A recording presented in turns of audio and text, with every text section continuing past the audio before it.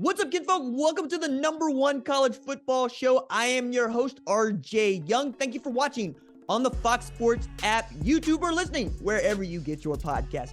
Today, we are going to talk about what has transpired at the University of Colorado in just a week's time. Also, going to get into some takeaways I got about Oklahoma, and you will hear from McLeod Bethel Thompson, quarterback of the New Orleans Breakers, as they prepare to take on the defending and undefeated Birmingham Stallions. So let's talk about Oklahoma to start. I was at Oklahoma on Wednesday to talk with Coach Venables for what was a really interesting and cool interview. I want you to go check it out. And then I was back on Saturday for Oklahoma's spring game, where a couple of things jumped out to me. One, Jackson Arnold can spin it, right? He will be the number 2 on the depth chart going into the fall. Dylan Gabriel, redshirt senior, is the starter, and that's what you want.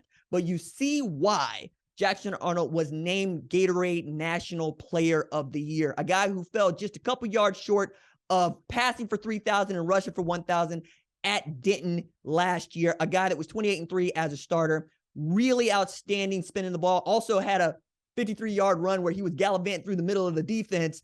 I think the rule was you're supposed to put one hand on him and then the quarterback's down. I didn't see anybody put a hand on him, but Coach Venables said, hey, bring that one back. I don't think anybody's going to learn or get better from watching Jackson Arnold rock through the middle of the defense, all right? Now, that's a superlative. One of the things that worries me is the offensive line looked awful. There's no way of getting around that, okay? For those of y'all that don't watch film or didn't play high school football where you had coaches that taught you the fundamentals of watching film, you start by watching the center, right? You watch the center, you watch the players around the center, and then later you follow the ball. If the center is going backward, that's bad. I saw a center going backward with the 1s and the 2s. Now, you can look at that two ways. You could say the offensive line is bad, or you could say the defensive line got that much better. I am inclined to take your case that the defensive line might have got that much better because they brought in some outstanding transfers. Deshaun McCullough from Indiana, not necessarily a defensive lineman, but a guy that's lining up on wide receivers and can rush the passer. Jacob Lacey from Notre Dame, Rondell Bothroyd from Wake Forest. They have dudes that you can trust on that side of the line of scrimmage. That said, Bill Bedenbaugh is one of the reasons Oklahoma had been so good over the last decade. And his offensive line, putting guys in the NFL regularly, first-round draft picks, you're used to seeing them dominate. It's the kind of space where Oklahoma would pass for 300 and rush for 300. I would like to see more of that. Again, it's a spring game. It's one practice, but we were all allowed to watch it, so these are the conclusions that we will draw. Again, D-line looked elite. I really love knowing that the defensive line might be able to get on it because that was a drawback of the 2022 defense. One of the reasons why they were so bad on third down, and they probably gave up more yardage and points than they should have. Couldn't get there with 4. Perhaps that changes in 2023. Okay, Peyton Bowen on the other side, really good. There's no way of getting around this, all right? Peyton Bowen's a true freshman, early enrollee, playing safety. And one of the first pass plays of the game, that dude made the kind of play that had Oregon and Notre Dame breathing down his neck to get him there. It's the kind of play that Jeff Lebby, offensive coordinator at Oklahoma, singled out in the postgame pressure going, hey, look, could we have let our receiver a little bit farther? Yeah, been a little more aggressive throwing the ball down the field? Sure. But Peyton Bowen went out there and made a play. Like I can't defend that. You can't expect the safety to make the kind of play he did on the sideline the way he did. And now I get to say where Oklahoma might be better offensively, because while Peyton Bowen made a play early in the game, there's one near the line of scrimmage that went for a TD late in the game where Jackson Arnold found Gavin Freeman on a post pattern covered by Peyton Bowen, made a play to basically put them in position to win the game for the practice squad they were playing for. I believe it's the white team that was playing against the red team. But I point that out to say Gavin Freeman is a native of Oklahoma. Matter of fact, down the street, Oklahoma City. Okay, he went to Heritage Hall. If Heritage Hall sounds familiar, that is where Wes Welker went to high school. That is where Sterling Shepard went to high school. And apparently, if you're playing wide receiver there and you catch 73 balls, 1,400 yards like Gavin Freeman did, I think they should just offer you at Oklahoma on general principle. They did not. Matt Wells at Texas Tech ended up offering Gavin Freeman. Yeah, turn over the staff. The new staff at Texas Tech didn't necessarily want to honor the scholarship, which is their prerogative. Gavin Freeman, whose father played at Oklahoma, decides to walk on at Oklahoma, and you got another Drake Stoops story right there, because that dude is a baller and that dude can play. For him to make plays like the one he did against Peyton Bowen, who was a highly rated recruit, also underscores the kind of talent that is in my state. And one of the things I keep trying to drill into every football coach, whoever coaches football in the state of Oklahoma, if you win at home, you will win everywhere else. And Gavin Freeman is an example of that, going up against Peyton Bowen, really screwing it up, I think, for a lot of coaches who are going to get ushered, like lots of tape from walk-ons going, see, coach, I can play too. I can be your next Gavin Freeman. More power to him. Also, wildly, Drake Stoops, he's going to pick up his 5th letter in 2023. His 5th letter. That is a kid that walked on, that Lincoln Riley probably was a little bit harder on because Bob Stoops is his dad. And, we understand Drake Stoops is not going to need a scholarship to go to the University of Oklahoma. Still, walked on, became a player, and now is one of your most dependable wide receivers going into 2023. That's the kind of guy that Gavin Freeman could be. Now, on a big picture scale here, I was watching Brent Venables all day. And the Brent Venables that I grew up watching is not the guy that coaches Oklahoma today. The Brent Venables I grew up watching is passionate, has loud everywhere, is a guy that needed his own personal get-back coach because he was on the field so often, they were afraid at Oklahoma and Clemson that he would draw a penalty, because that's how hard he coached the defense. Rufus Alexander tells a great story on a podcast I used to do a very long time ago about how Brent was maniacal about the details. He would say, Rufus, I need 2 steps. 2 steps to your right. Coach, 2 steps, doesn't matter. 2 steps to your right. Took 2 steps to his right. The play came right to him, and he made the tackle. Because that is how much Brent Venables cares and how detail-oriented he can be as a position and coordinator. Now, position coaching coordinator. Now, the guy that I saw at spring game was as docile as I'd ever seen him. His hands are inside of his hoodie. His head doesn't really move when the defense makes a play, doesn't really move when the offense makes a play. He waits for the officials to set the ball, and then he walks behind them, stand about 10 yards deep behind the quarterback. And I kept thinking to myself, that's how Bob did it. Bob Stoops was also a defensive coordinator who was animated, who wanted his players to do it this way and that way all the time. But Venables, like Stoops, taking it all in, making his own notes, and then told us all, hey, look, that's the way I do it. That's how practice goes for us. I'm taking it all in. I'm evaluating everybody, and I want to make sure that we're doing the little things correctly. Coach, what do you mean by little things? Are we running on and off the field? Are we getting there like we got a sense of purpose? Are we taking care of all the little plays that we can take care of that can lead to bigger plays? Are we getting our layups, is the way that he would put it. And I really love that. I love hearing that. I also love hearing that Venables plans to meet with each and every player over the next couple of weeks before they go on their summer break. Again, I love that. And that's what I got out of our conversation, right? Is a coach that is not shook, who understands what needs to get done, understands that it is supposed to be hard. And if it isn't hard, he doesn't trust it. So I was asked earlier, as I'm talking about doing this show and the interview that we performed at the University of Oklahoma, about what is the bar for success for Oklahoma in 2023. What has been the bar for success at Oklahoma for the past 25 years is my answer. Did you win the Big 12 championship? Did you put yourself in a position to play for a national championship? Cool. That's the standard. And it's on the Red Room, which is just south of the stadium where they have media. On the Red Room wall, says best is the standard. I don't know what else that could mean, except you need to be the best in everything you do. Very excited to see what Oklahoma can do in its final season of Big 12 play with everything to play for. All right, let's shift from that Big 12 program to a program that used to be in the Big 12, and that is the Colorado Buffaloes. Now, this is wild. It's wild because I'm looking at how the narrative has changed and or gotten out of hand. So right away, first thing we saw from Saturday as Colorado was on national television, Colorado football, national television as it's sleeting and it's cold, is you see Shedeur Sanders throwing passes to, that dude, Travis Hunter, a guy that was going to be, maybe the best cornerback at Florida State, who ends up going, no, I'm going to go to Jackson State. I'm going to go both ways. And then I'm going to follow Coach Prime to Colorado, where I'm also going to go both ways. And you could see that there were guys out there that were making plays. And by all accounts, that Colorado spring game was a success. They had 47,000 people at Folsom Field in what could best be described as cold weather. And people were excited about what the Buffaloes might be able to do come Pac-12 season. And then by Monday, the narrative had flipped totally on its head. So here's what we know about Colorado football. And then we will take it all into account and assess it, right?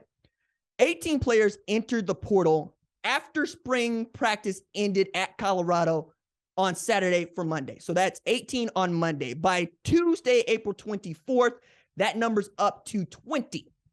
Tuesday, April 25th, that number's up to 20. It might go up, it might go down. But Coach Sanders also spoke about this on Saturday. He said, I didn't kick them out, they walked out, right? Which is another way of saying either they knew something or they knew something, right? Now, perhaps that's reaching too far, but I do think it's important to point out two things here. One is, Prime said he was going to flip the roster. He said that, and he started doing that almost as soon as he stepped foot on campus. Number two, there have been 40 newcomers to Colorado since Prime got to Colorado. Now, that number includes staff as well as players, but 41 players have entered the portal since Prime got to Colorado. 62 have entered the portal from Colorado since they began in 2022. But what nobody seems to want to say is when you go 1-11, a lot of people don't want to play football there anymore. All right, so that's that, right? Now, let's add another Prime quote to this that we got from Saturday following the spring game. You all know that we are going to make some moves. We're going to move on from some team members, and we're going to reload and get some kids that we really identify with. So this process is going to be quick. It's going to be fast, but we're going to get it done. All right. That's another way of saying, hey, I want my guys, which is what every coach ever says. Matter of fact, they say it most when they ain't got nobody. When you don't have talent on your team, you say, no, we didn't get 5 stars. We got our 5 stars. We got our guys. Oh, yeah? Somehow the guys that you didn't want to go get end up kicking your head in, and then we got to talk about your guys. Prime has decided, no, we got to go get players. We got to go get players so we can go win football games. So if you don't think you have what you need, what are you going to go do? You're going to go get it. Now we're talking about amateurism versus what professionals do or don't do, right? Because some of y'all are still getting woke to the committable offer. And the idea of a national letter of intent is not a 4-year contract. It is a 1-year contract that has to be renewed every single year. And you just don't hear as often about the guys who don't get their contracts renewed. If that sounds like professionals, it's because that's what you've been doing to kids that play college football since we invented the idea of a national letter of intent, which is slanted toward the university. That's why financial aid agreements are a little bit more sexier. They put the university on the hook, whether or not the kid plays football or not, ensuring that they get that education that so many of you think is so important versus them getting paid to play this game, which is another story altogether. But let's get back to the transfer portal numbers here for a second. Lincoln Riley goes to USC following Oklahoma, makes off with the Heisman Trophy caliber quarterback, gets a Heisman Trophy out of half the staff. Also loses, in air quotes, 21 scholarship players to the portal. Nobody says boo. Everybody just says that's roster management. That's what you got to do in this day and age. Okay, cool. What about other programs? Well, in this cycle, Arizona State has seen 29 players enter the transfer portal. They got a new head coach. His name is Kenny Dillingham. Ole Miss has seen 29 players enter the transfer portal. You know how Lane Kiffin wants to do this. He's looking for the best players all the time. He's got 3 different quarterbacks that could start for him right now. Spencer Sanders, Jackson Dart, and of course, my goodness, Walker Howard. All right, that's off the top of my head. Well, as I lose my pen. Arkansas has seen 27 enter the transfer portal. Oregon has seen 26 enter the transfer portal. Texas A&M has seen 26 enter the transfer portal. But we talk about Prime, right? Now, you want to be negative about it? Cool. That's great. I mean, it's April. You can do that. He had 5 quarterbacks. Now he's down to 1. Tell me which one of them dudes you thought was going to play. The one that's still there? The one named Deion Sanders who was throwing passes? All right, me too, right? 10 wide receivers were on the roster. None of them are returning. Okay, cool. So Travis Hunter is not a receiver for you. Okay, Cormani McLean doesn't have the capacity to go both ways. All right, fine. But even if you want to take those numbers as they are, right? 8 of his 14 offensive linemen graduated or transferred. 8 of his 9 defensive linemen graduated or transferred. That portal has seen more than 500 dudes enter it since it opened. Now, everybody goes in ain't coming out, but there are a bunch of guys that are going in that are good. Now, whether or not Prime can pull them out, that's what you are really wanting to know. To which I would put it this way. Coach Prime showed up to Jackson State University and flipped a loser into a winner. Okay? Not just a winner, but they won the SWAC championship back-to-back years. Last year, they went undefeated in the regular season. Okay? He has got dudes drafted at Jackson State after, I believe it was like 10 years before JSU had seen a player drafted at Jackson State. Now he's at Colorado, which, by the way, is the only FBS program in history to hire 3 consecutive black coaches in a position where they can measure the same. So what we're talking about is, do you trust Coach Prime to go into the portal and pull out the guys he wants and have enough of them on scholarship to go compete? To which I say, I got one of them too.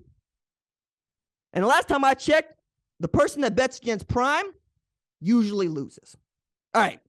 That is going to do it for that segment, as we are going to go talk to New Orleans Breakers quarterback McLeod Bethel Thompson about just what he wants from the USFL, just how he's going to go get it. I'm pleased to be joined by New Orleans Breakers quarterback McLeod Bethel Thompson, Mac for short. Mac, how you doing? I'm doing fantastic. Thank you so much for having me on. Yeah, brother, I'm excited about this. There are a number of topics that I want to get into with you, but we're going to start with surface and landscape. You guys get to play the defending USFL champions in Birmingham at Protective Stadium. You're both 2-0. It is my most exciting game of the week. What do you think about that team so far? What have you seen on film, and what's the challenge to unseat the defending champs? No, I absolutely love it. This is the games that you want to play. You know, they're clearly a good defense. They've clearly been playing together for a season now plus, and you can see that on film. You can see how they can adjust. They run multiple coverages, multiple fronts. They're bringing blitzes from different sides, complicated scheme, and they got good, confident players. So we we haven't started so well the last 2 games. So it's about us coming out and starting faster and then being able to handle their experience. You know, they are going to throw a lot at us. They are going to be more multiple, more varied in their blitz packages and their coverage packages. So we're excited. This is why you play the game of football. You don't want to play the easy opponents that you just walk over. You want to play the good players, you know, and the good teams and the good defenses, because that's how you test, you know, sharpen your sword. So this is a big game for us, and because it's the next game. So we're excited to go out there and test our mettle and see how good we are. I hear you on starting fast. I know Coach Flip has been able to really get that out of you guys in going, hey, look, I would like us to score points in the first half and play good football in the first half so we don't have to come on like gangbusters in the second half to finish games. But you guys have been able to do that. It's been exciting to see, taking care of the football, getting timely plays on defense, yourself in particular, along with guys like Vontae Diggs, who have been veterans, not just in this league, but in other leagues, is really coming to show. But I want to talk about you for a little bit, getting your background. 7 NFL teams, 3 stints with the Niners, Arena League, United Football League, Grey Cups, 2 of them in the Canadian Football League. Hey, man, you've been doing this since 2011. Why do you want to do this in the USFL? You know, because I'm still chasing my best game. I'm still chasing that best player. You know, for a long time early in my career, especially if you're looking at college and then through the NFL, there wasn't a lot of game time there, whether it be injuries in college or you know, bouncing around the NFL and not playing. And so I'm still chasing my best self. I'm still chasing what kind of quarterback I can turn myself into. Quarterback's such a unique position. It's so dependent on the 10 bodies or 11 bodies around you. That your success is so dependent on them. It's about you being the secret sauce that can kind of make every play work. So it's as much a physical, emotional, and spiritual kind of excellence that you can elevate on every play to kind of make that play work. So I'm still chasing that perfect game, you know, that where I can control the whole game and move the team up and down the field and put the ball exactly where I want to put it, 45 yards down the field on the hash, you know, and do that repeatedly over and over and do it for 65 plays in a game. So the USFL is a great opportunity this year because it allows me to do family and football at the same time. And do it on a national stage for my family and loved ones to watch it, you know, here in the States. So I'm excited to just play good football and put that complete game together. For those that do not know, from Sacramento State to this journey into professional football, but you also not just picked up this awesome beard, which rivals my own, frankly. Like I don't run into that a whole lot. People usually comment on my beard game. I got to comment on yours, but I'm really impressed with your family, right? One of the things that I thought was cool about the first time I got to cover a New Orleans Breaker game this season is they did put a spotlight on Shinaka and what she's been doing and how she got there. Now, full disclosure, right? My partner is white. We watch a lot of Def Poetry just to cool out. And she said, wait, Shinaka Hodge? I said, yeah. Oh, you better treat her right. And I said, the legend. The legend. I'm saying, right? You know what I'm saying? But among other things, she's a head writer for Ironheart, which is going to come out on Disney Plus, right? Based on the character Riri Williams. I believe she's going after the Eve Ewing part, but that's getting into the weeds, comic books. I want to really unpack that, right? Because it also means that you get to talk about Aziza. And wait, while I'm here, Aziza Bethel Thompson Hodge, is that what we got? Aziza Celia Island Bethel Thompson Hodge. So wow, Island is her middle name. Celia is my great aunt's name from El Salvador. Celia, and then Island is spelled Eiland, is my wife's family's last name. So so she's got a doozy. I got a long one too now. So game's on. When I got stuck with McLeod John Baltazar Bethel Thompson, so I had to stick my daughter with Aziza Celia Island Bethel Thompson, just for a little, parental torture. Well, hey, I'm Roy Alexander Zenas Young. They all call me RJ. So it's something about that, right? But I did want to talk about just what it means for you to have your your partner in Birmingham as you guys go through this, because one of the things that I learned from her is she wasn't a football fan. Matter of fact, the way she put it to me is my mama used to make me watch football on punishment, but she loves you. And man, I'm telling you, I'm a football guy, college football guy, first football guy. I'm sitting next to her and she is absolutely losing her mind while you're out there making plays. And she's right on top of it, as Dakota Prukop is also keeping watch on Aziza. You guys have really created a great family unit down there. And I just wanted to hear how that came together for you. Well, I want to go back for a second talking about beard. So I'm definitely going to talk about family, because I will talk about Shinaka all day long, every day. But I want to talk about beard. So this beard is the longest it's been. And I want to say, so our Grey Cup this last year in November was in Saskatchewan, in Regina, Saskatchewan, and it was -12. So I feel like there was some Norse roots and some Viking heritage that like kicked in, and it's like, hey, it's game time, guys. Let's grow this thing, So that's why the beard came about, and I want to put a little backstory on that. But to family, it means everything. The sacrifice, the continued sacrifice that Shinaka makes for my career is humbling, and it makes me want to go out there and play better and enjoy every moment. Of course, Birmingham wasn't nothing's wrong with Birmingham, but it was not her first choice as to where to be this at this time of her career. She's from Oakland. Yeah. She's from Oakland. She could be in LA, she could be in Atlanta, she could be in the Mecca, she could be meeting with the top dogs in Hollywood. She does it on a day-to-day basis, and she has to take a plane flight to do that, or and she's always there. She's there week in, week out. Every other week she takes a trip out to LA, and I want to get into all of her business, but she's willing to make that sacrifice for me to play this crazy game. And it just speaks to all the football players, and how sitting behind every football player, every great football player, is a community. We go through physical, emotional, and spiritual roller coasters to play this game that it's all in. You got to be all in to play football. You got to put your body, soul, and mind on the line on a weekly basis. And as a result, you ride that roller coaster. And so behind all football players is a community, whether it be parents or loved ones or wives or daughters or sons or everything, that's what I see most. And I don't think is cherished or celebrated enough, is that support network and what it takes to support a football player, because they don't function and they don't play at that level if they don't have that support network. That's 100% correct. I also have a dream of having a Coach's Wife podcast where I just get to talk with players' wives, coaches' wives about what it is, because as you mentioned, I got so much respect for it. That would be next level. Let me know, because you get some stories, you'd get some doozies. Wouldn't you though? Like not for nothing, but you football coach, you don't know what the mortgage bill is. You ain't got to make grocery. You ain't got to make sure people got pants on, dog. You got to go coach football. That's your job. Everybody else is taking care of you. I got a quick tangent. Here's a Nick Saban story. And I don't know Nick Saban, but a quick story. So I heard this story, third party, but you know how all stories go. So Nick Saban was in high school, and he was with like this girl in high school, and she was dating somebody else. And so it took a number of years for him to kind of court her and kind of get her away from this other guy. And finally, they got together, ended up being his long-term wife. And they were back visiting in high school. I think they were going to a high school reunion, and they were driving past, and the guy had owned a car dealership. And in town, where they were back home, in their hometown, he owned a car dealership.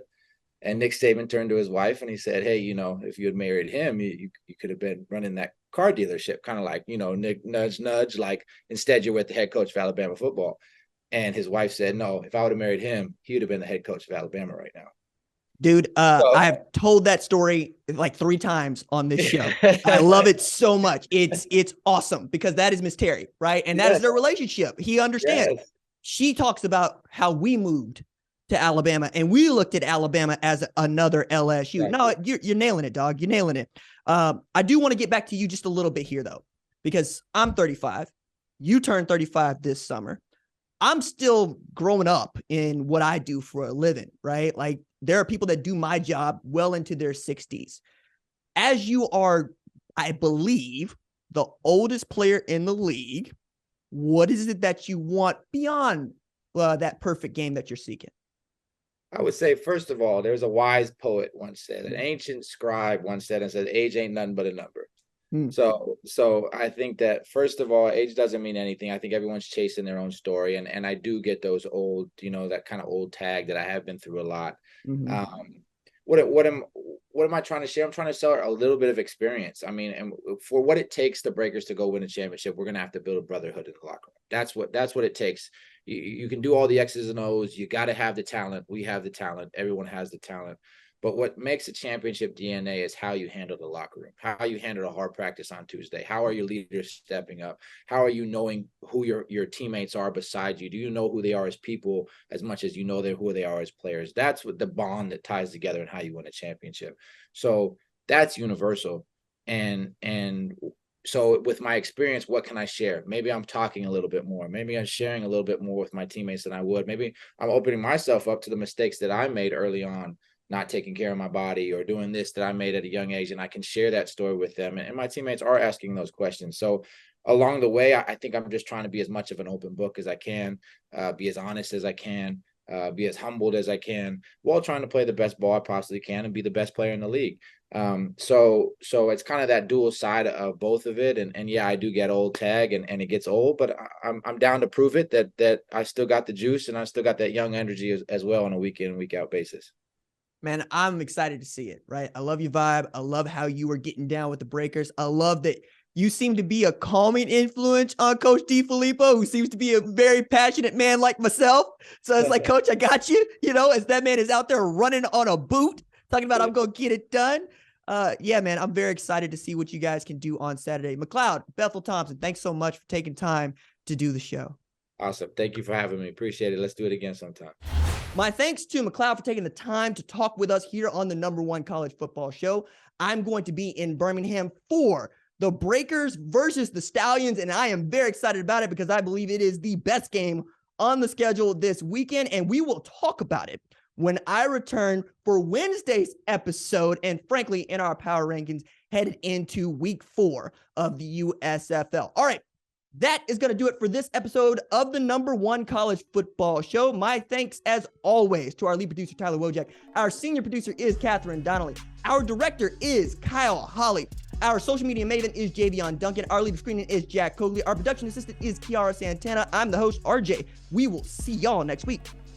Doses.